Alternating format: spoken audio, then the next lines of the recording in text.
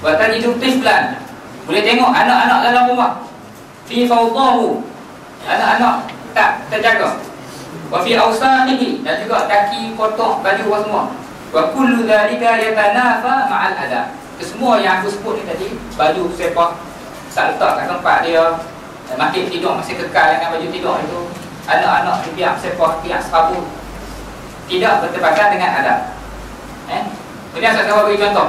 Kata Rasulullah SAW, yunadhibu Usamah wa huwa tiflun.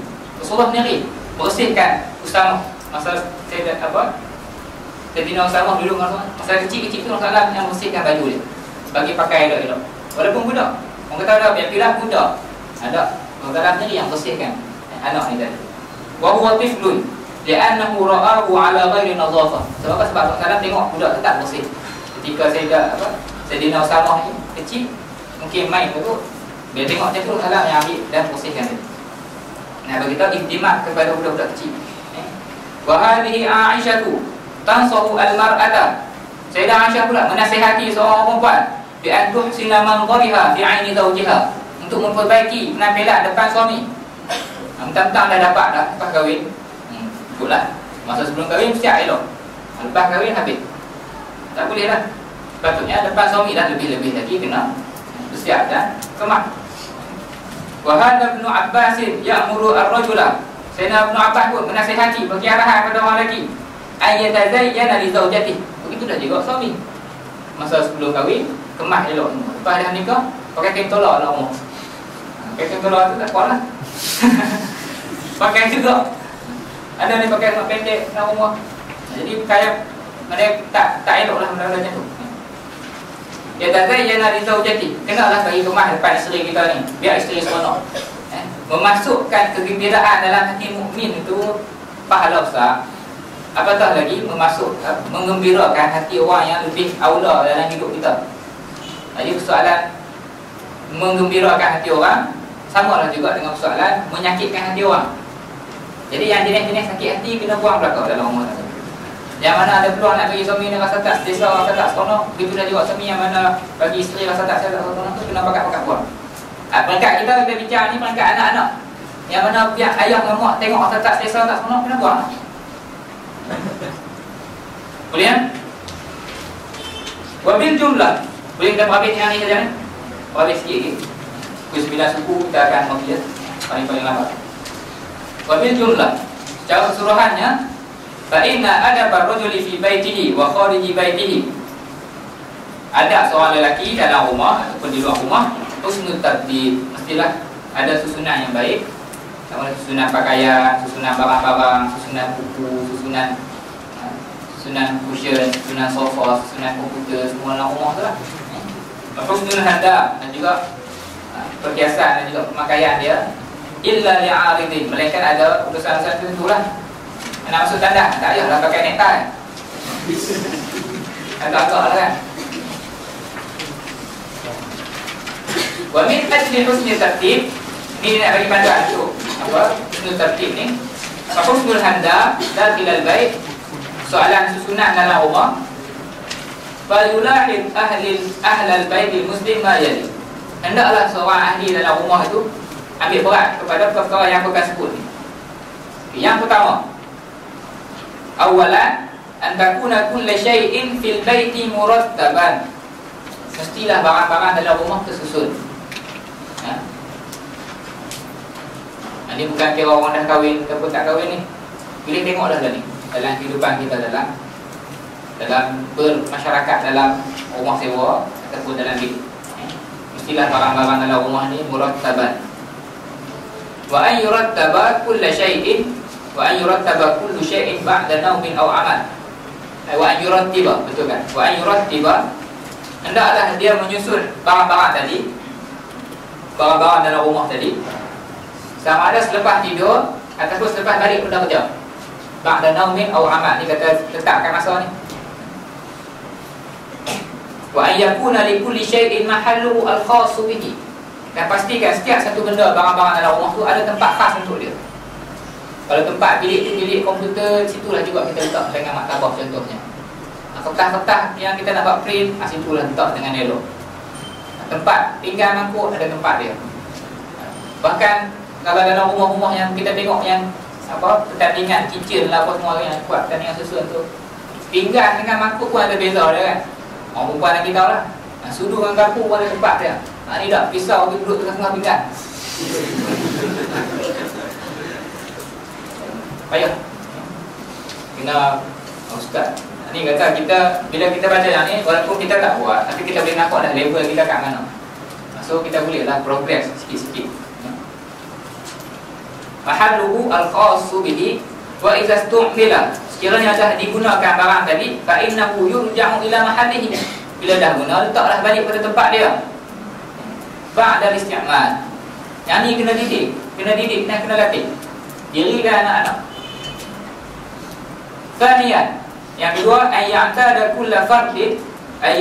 kullu fardin fil bait, setiap orang dalam rumah itu alla yub'thara amradahu, tidak bersepah-sepah segala barang-barang ni.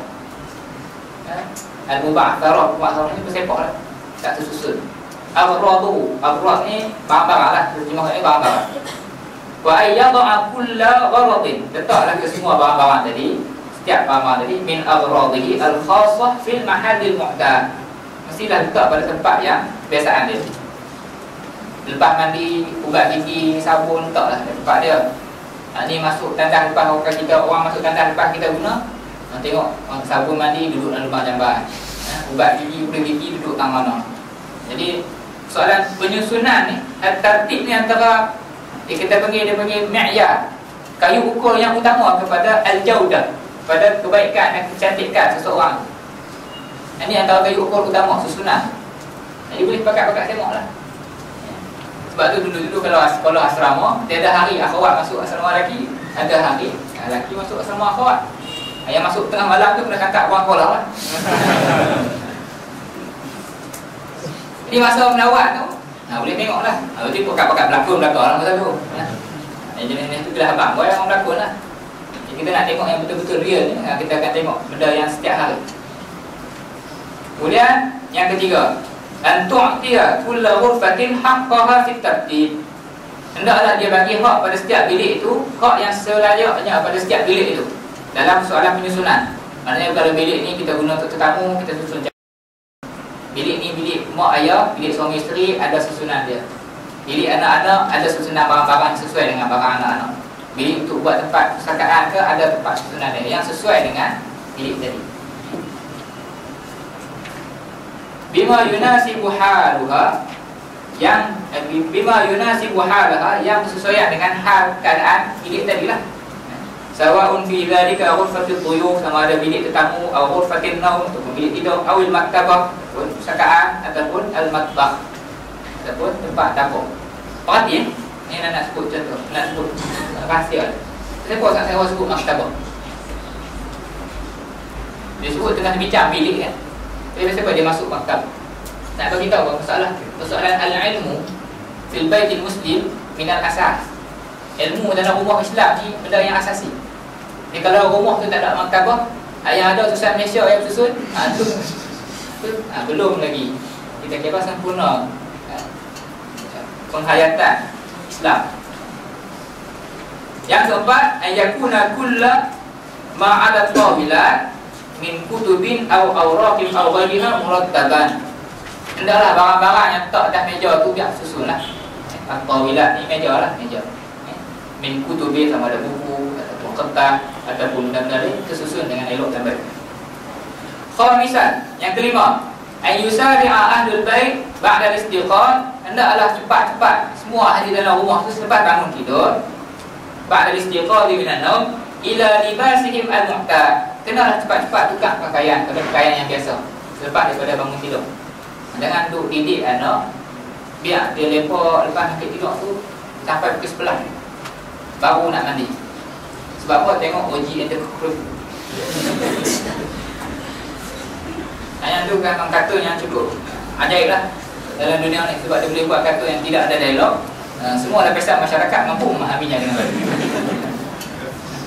Tak cipta apa tunggu, mak bapak budak-budak tunggu. Yang kartun yang paling pening kan ni kartun Pingu. Kita tak tahu bahasa dia. Ada seorang budak ni umur sampai 3 tahun, tapi bercakap tak apa nak lancar. Bukan tak boleh, memang tak lancar lah. Dan dia cakap dengan bahasa yang bunyi pepek-pepek gitu lah. Takat tu dia boleh. Dah 3 tahun. Sedaranya biasanya dekat-dekat 2 tahun tu dia dah boleh cakap butiran perkataan tu clear lah. Jadi mak dia kata, awak lah anak aku ni jadi macam ni. Masa betul lah dia kata, oh patutlah dulu masa mengandung dia tengok pingu sangat. Jadi cakap pun macam pingu lah.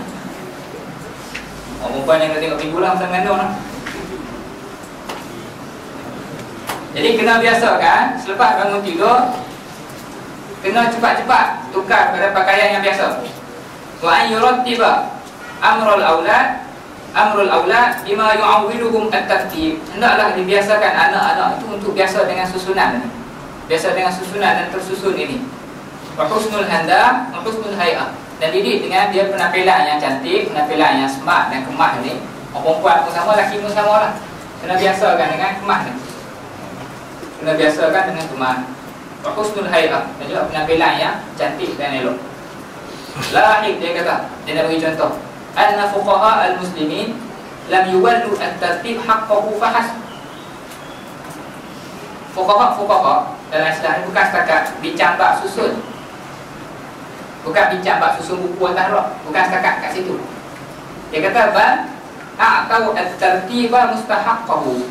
Bahkan dalam susunan tu pula disusun pula. Dalam susunan tu ada susunan pula. Susun buku atas roh, fuqaha bincang tentang susun buku. Dia bukan susun saja. Dalam susunan tu ada susunan lagi.